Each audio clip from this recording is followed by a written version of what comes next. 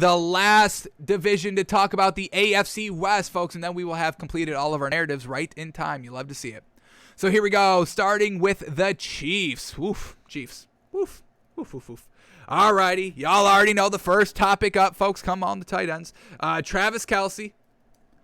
Hopefully, his head hasn't grown too much.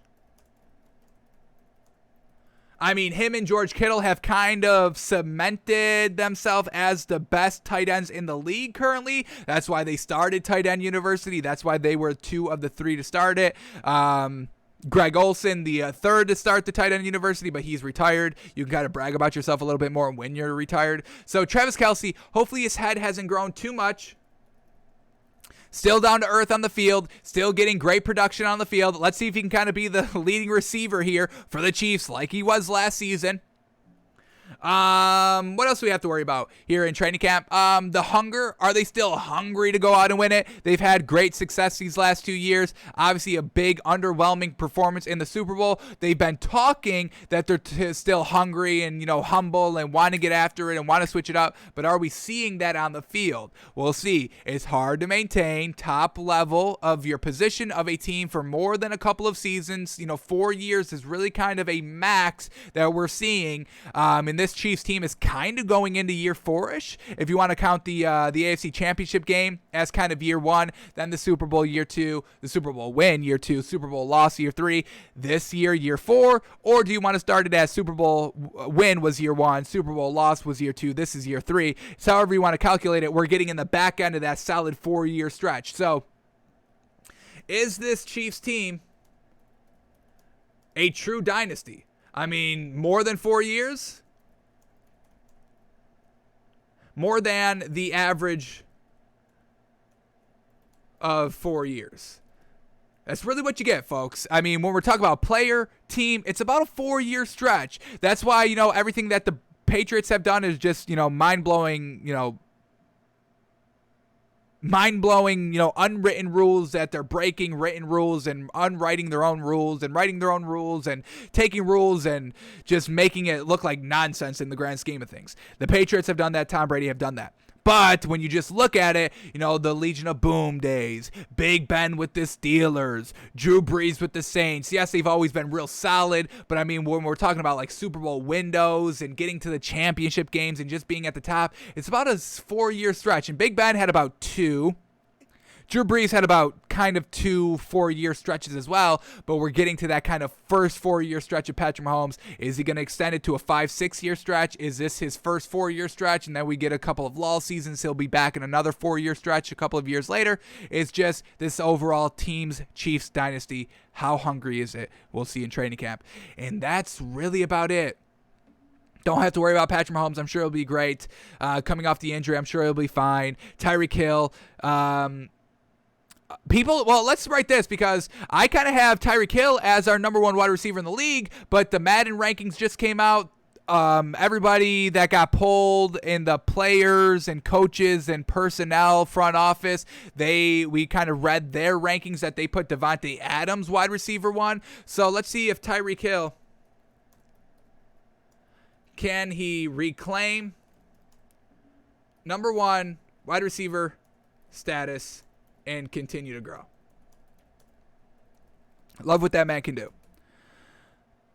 Alrighty, so those are our Chiefs narratives. Let's go to the next team up, the Raiders. Ooh. This is it, folks. John Gruden, make or break year.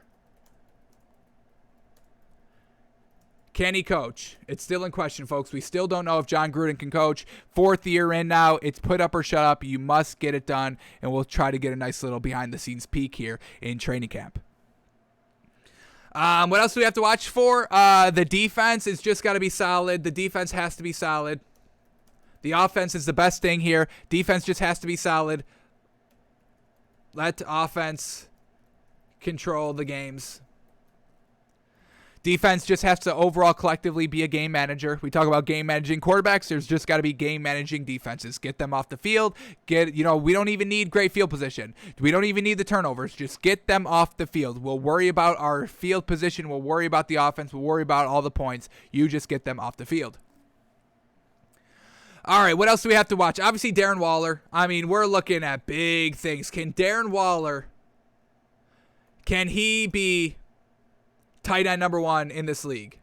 I mean, when we're talking about Travis Kelce and George Kittle, obviously Darren Waller has got to be top 3. Kyle Pitts emerging. He's going to have to fight off him year one. But can he get to that elite status of George Kittle, Travis Kelce, instantly recognizable, top tight ends in the league for multiple years in a row? Darren Waller, 2 great years the last 2 years, really coming into his own. And now we're talking about a year 3. Once again, that 4-year stretch, Darren Waller's kind of going into a 3rd year. Can he still get it done?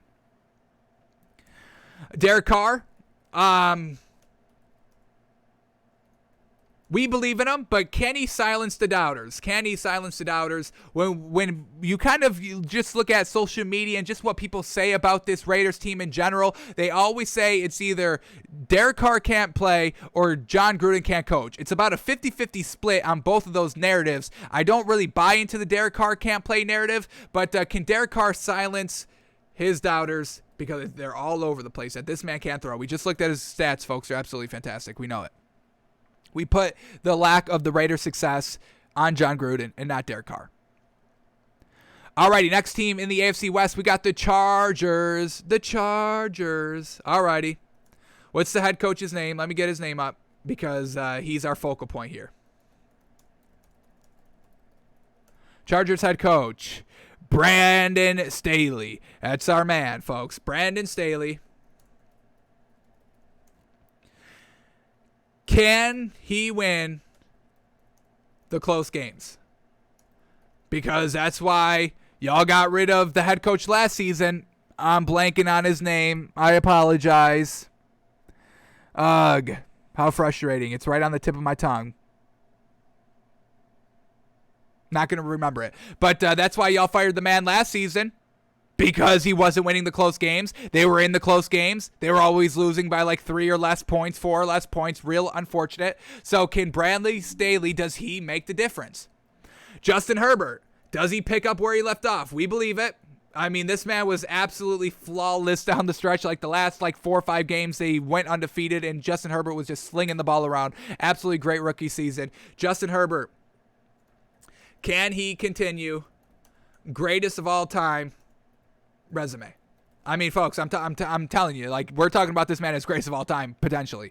This man can get it done. And that's really the only 2 things we have to worry about the Chargers. The other thing is, do they miss...